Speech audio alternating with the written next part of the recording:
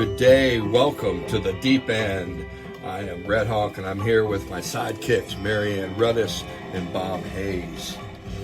You know, this is just a place where we talk and reflect upon those things and processes that life cannot do without, where we try to look at those concepts and ideas that have both sustained human life and have been a detriment to human life.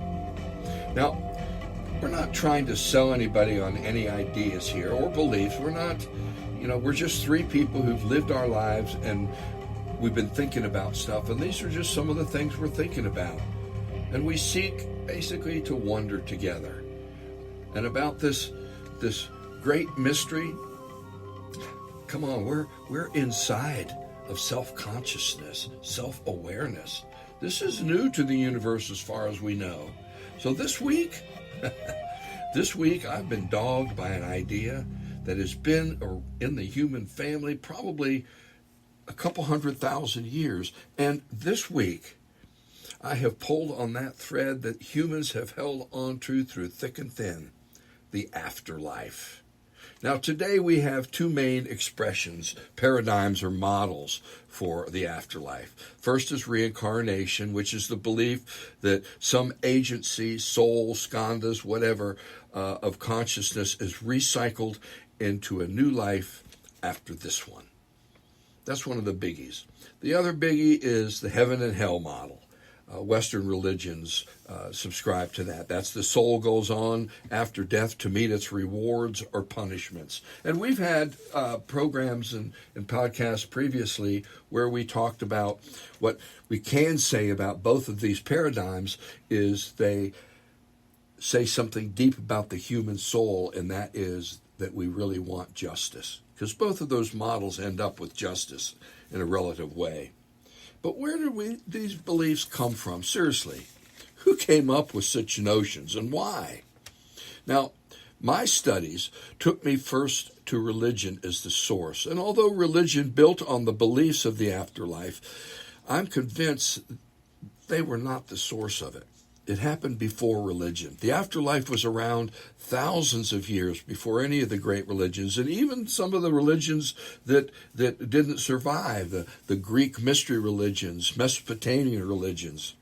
Now, I'm going to say right up front, I have a disclaimer. It is difficult for me to see the afterlife as real. I really want to believe in it, but I'm unable to make it work in my own mind. A belief of an afterlife, it appears to be a trick of self-consciousness. You know, what's going on inside us is a house of mirrors, and I think that this is one of the tricks of it. It's a projection of a holding on to life that cannot let go, and none of us want to let go. So now I've said that, I just want to say I pray. I really do. I pray I'm wrong. So to find the origins of life after death, to find the origins of that belief, I had to go back before civilization to a place of human human beings before religions, or perhaps we can call it proto-religion, and I think that might be what it is, to a form of understanding called animism. Now, animism emerged probably in some kind of paleo people. You know, they were hunting mammoths, they were foraging and hunting. The word anima is a Latin word which means breath or soul. And what animism is a belief that everything has a soul, has an awareness of some layer, of some level. The natural world, thus, is a community of wonders, of living personas, only some of whom are humans, and that's us. Now, in my mind, this was the beginning of it all. This was the beginning of it all. Waking humans, hunters and gatherers in relation to a mysterious world that appeared magical, horrific, gracious, all at the same time. I mean, nobody knew what was really going on. Imagine living in this kind of life where nothing can really be explained. So losing a child or a partner or a parent in some untimely death, maybe hunting a mammoth, maybe a snake bite while foraging. And then over the next days, this person, they're gone, right? But they keep showing up in your dreams. You wake suddenly and think, they're not gone. They're merely transposed into a subtler, different world. And of course, back then they probably didn't have words like subtler. And in the anima belief, the world is a spectrum. It's not like there's an inside world and an outside world, but there's one world, and they're all connected from the subtlest to the grossest, or I should say the thickest, which is where we fall down and skin our knees. But in an animist thinking, dreams are in the spectrum. So this is what it seems to me where the afterlife was born. In this place where self-consciousness came unto itself and didn't know what to do when people died, they left. They were no longer here to help us, hunt and forage, but they were still there advising us. What's going on here? Seriously, what is going on here? That was the question of those early people. From the dream world to the veneration of ancestors to complex metaphysics and theologies, the belief in an afterlife was up and running. Now, my reflection today is not to debate whether afterlife is real, but to reflect on the source of such a belief and how it just became so everywhere.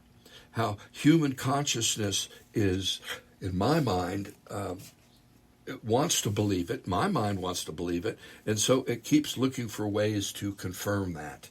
Now, is that really what's going on? I don't know. I think it's a huge psychological event. But where did it come from? Who were the first people? We've talked about the Garden of Eden and how we came into self-awareness, and that's what the Garden of Eden story is. But once we came into self-awareness, my dog all of a sudden starts running in her sleep. She's having dreams, but she doesn't translate those dreams into a different world in which we can show up. So, Marianne Runnis, Bob Hayes, we're definitely talking something weird here with this afterlife. But as a source, where it came from, am I making sense? I'll let Bob, I'll let you make the first stab at that. Well, I think you're definitely making sense. We have evidence that early humans, even early proto-humans, specifically the Neanderthals, who may or may not be interbred with modern humans, we don't know that for sure, but the probability is very high that many of us had a Neanderthal ancestor. We found graves where they buried their dead with flowers, with tools, with trinkets, memorabilia, if you will. And they believed that their dead relative or friend or tribe member would need these things as they move forward into this new world, however they conceived it. So that's going back, some 50,000 or more years. One of the most famous social psychologists' name was, it just went out of my head, Eugene Becker. He believes that the primary idea within self-consciousness is the denial of death. He wrote a book on that topic and won the Pulitzer Prize for it. And he believes that everything that follows in human civilization is an offshoot of each of ourselves denying that we're going to cease to exist, which is the big paradox of self-awareness. So, as you alluded to earlier, it is a essential part of human nature to think about the future and to deny that we're not going to be part of that future in some way. There you go. So, Marianne, comments? Well, you know, so we all agree that this idea came from somewhere, right? That that there is that we're not going to die, that there is something after this body, and you know, if we think about it, if there is spirit or soul or that animates all of us and all of nature, and then you pair that with the religious teachings of one God, and so if there is one source of this energy that comes in, and you get into the idea that so energy doesn't die, it just changes form, and so once our body ceases to be animated, what happens to that energy? And so when you were talking about, you know, ancient people seeing someone dying, going, wow, they're just gone. Maybe they did recognize that they weren't gone. Maybe they were in touch with something. We don't know. And then it gets built into things. Bob, you mentioned the graves, you know, finding these graves where they put tools in. But, you know, I think it's speculation that they did that because they thought they would need them. We do that today. I mean, people put things into caskets. They don't think that those people are going to need them, but it was something that was theirs, that was beloved, that no one else would want to use. And so it may be a symbol of finality at this, you know, versus a symbol of they're going to need this to go on with. So, I mean, it's all speculation. And I think that's what all of this, the idea of the afterlife, we've talked about consciousness so much and what makes us human. Is it this recognition that there is something that goes on, even if what lives on in another animated body? So in memories, in different things, and we only exist as long as someone remembers us. And I think that the Day of the Dead, there was a great little movie about that. I think Disney did it. I can't remember the name of it, but the whole idea of, you know, as long as you are remembered, then your soul lives on. So you know, I don't know where that belief came from, but it seems to be innate. It seems to be something that all of us want to have. And even if it's not true, does it make our life better to think that, you know, there's a lot of suffering in this world. And if we're going to suffer, how do we endure the suffering? Maybe it is just a way for us to be able to balance that. Yeah. one of Carl Jung's greatest quotes, in my opinion, he was asked if he believed in the afterlife. And he said, I don't know one way or the other, but I asked myself, why would I want to live in a burning house? I like that. Yeah. And you know, you're both putting your finger on something in this, and that's experience. Human consciousness began to experience dreams in a different way. There is counsel in those dreams. You know, when an ancestor comes back and gives you some kind of wise advice in a dream, that advice is real. It has substance. So I want to say that wherever the belief came from, it was probably based in some kind of experience that is real and true. Now, whether that experience is linking to a projected world or to some kind of analog that we have that we can participate in that world or at least understand it, you know, those are very different ways of looking at it. But I think that the human being needs this peace, and I think it facilitates human consciousness because it allows us to participate in each other. And what y'all were saying is, if you remember me, that's the way. That's very Jewish. That's how the Jewish people think. You know, and I have to say, one of my wishes now is I want to live long enough for my grandkid to remember me. So I think that there's something very real in the belief, and I'm not sure what it is. I think, Marianne, you touched on it. Energy can't be created or destroyed. It can only be interchanged, really. So what is this energy called consciousness? What we do know is that the early human beings saw that consciousness had an eternal quality to it. And I think that's true. And I experience that. How I project that into the world is the next piece. I'm a deconstructionist, so I keep wanting to take everything apart. As a kid, I used to buy these these pocket watches. They were only $3.50. And I'd take them apart and put them together. And you know what? When I put them together, they never ran as well as they did before. I got all the pieces in, but they never ran as well as before. I don't know why I'm saying that. Maybe it's... But I think that there's something in life that is trying to do better, more just, more loving, less hateful.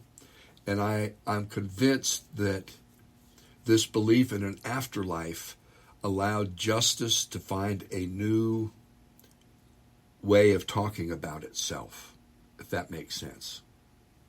Well, and it's also a way for us to endure the injustices in the world, because it gives us at least some hope that there's going to be some kind of balance. And I think that,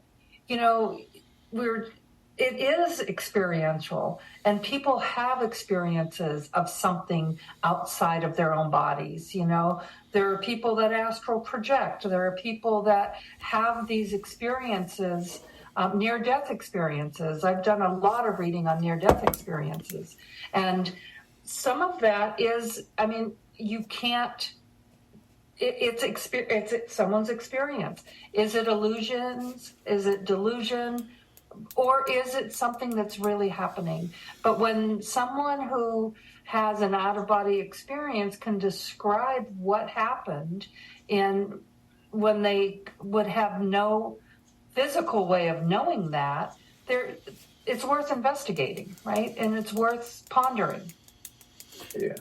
There's a couple of areas that have been pretty thoroughly investigated, and one is tracing people's beliefs and ideas that appear to have come from a previous life.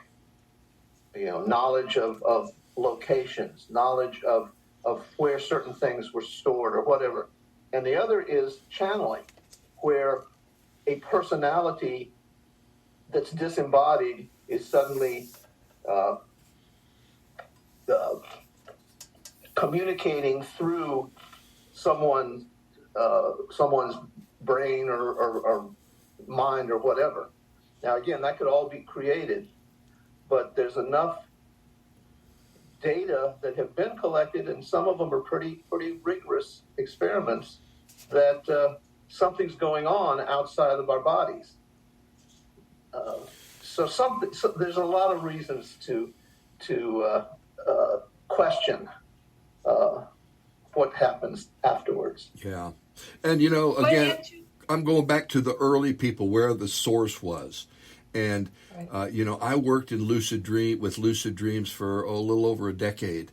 And it's amazing waking up in your dreams. It's very difficult to do that. As well, I studied, astral projection and all this stuff, the different ways and subtleness of your body. When you're lucid dreaming, if you start walking or you're running and your feet get heavy, y'all ever had that experience in a dream? It's like it's very hard to walk. At that point, you are at the end of your causal body. And if you can wake up in the dream, that's where you can fly. And you can't, because the gravity of the earth and those rules they do not apply at a certain level.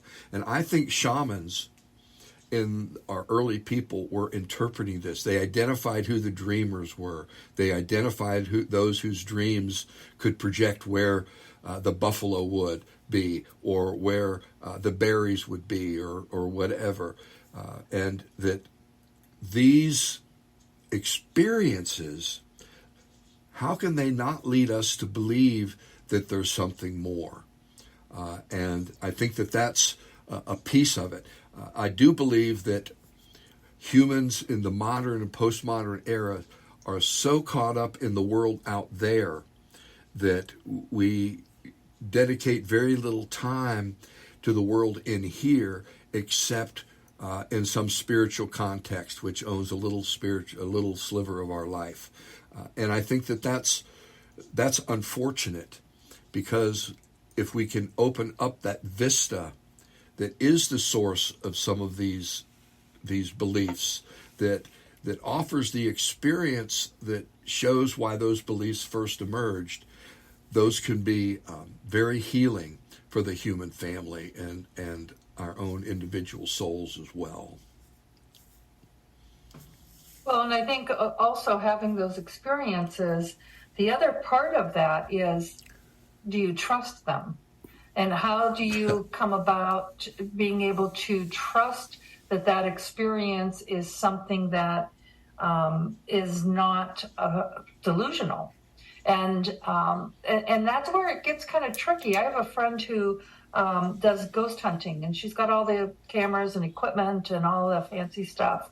And she captures entities. She captures things on film and on camera.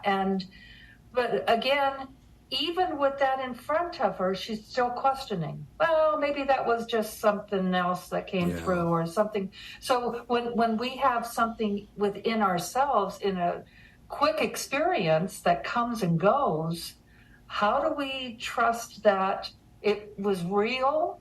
And I think that's where it comes down to our perception. We get to choose. To choose, okay, is this something that I'm going to validate within myself and let it guide me in my life?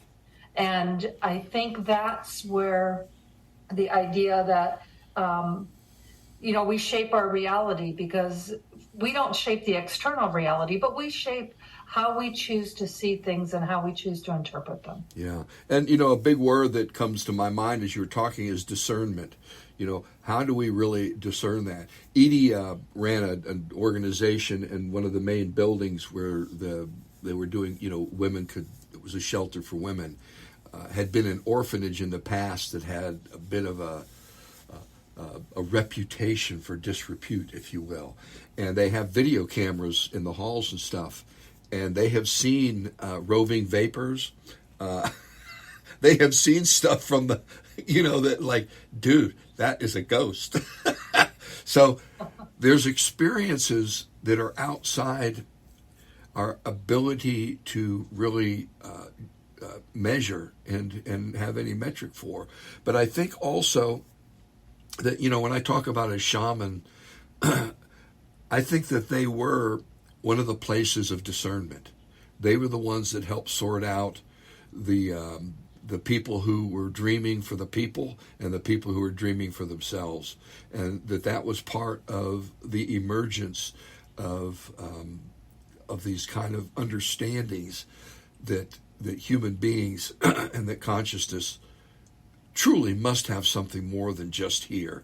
That this is a place where we're planted and we grow. And I like Don Juan's stuff. Consciousness gets grown, and then, when you're ready to die, it gets eaten by an eagle or something. But you can go do a trick and get around that. And I love those models. I love thinking about that stuff, especially since I'm getting older. And, this could be my last podcast for all I know. I could die tonight. So it's the whole concept to me of an afterlife is both delightful and feels wrong and feels right, all at the same time.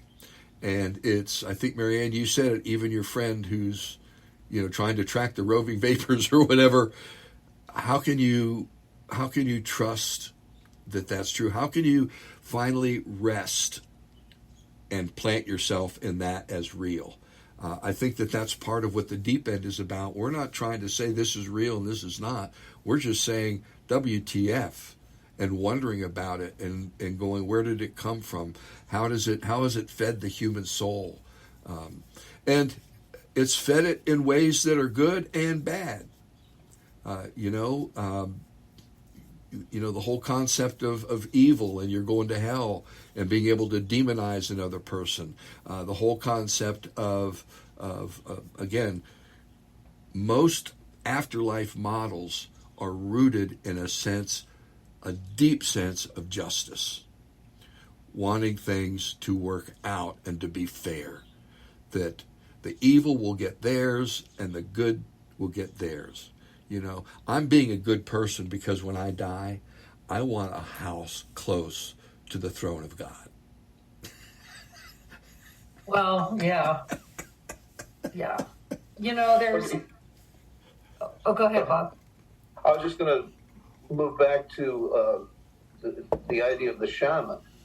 And I think that they were people who developed certain tools to break themselves out of the everyday perception of the world, whether it was psychedelics or whether it was breathing exercises, whether it was dancing and so forth. And they, through experience, as Red Hawk you were just saying, they began to figure out certain ways that would seem to be more productive, that would be more useful in their role of guiding and protecting their tribe and their family and so forth. And I think that what we do at the deep end is an extension of that, to keep raising these questions, to keep throwing out possibilities that break us out of the normal day-to-day lives that we all have to lead and enable us to focus on something beyond that. Yeah. And that also may be innate in human nature, is that striving to move beyond what we see every day. Yeah. Right, because when we think about, we are just these small little creatures, and it's a way to expand our